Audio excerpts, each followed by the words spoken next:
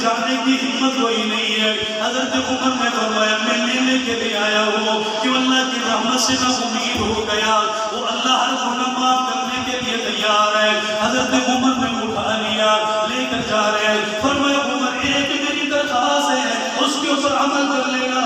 فرمایا کیا کہتے ہو؟ فرمایا اس وقت لے کر جانا جب نماز کھڑی ہو چکی ہو, اللہ کے نبی نماز پڑھا رہے ہو, تب مجھے لے کر جانا.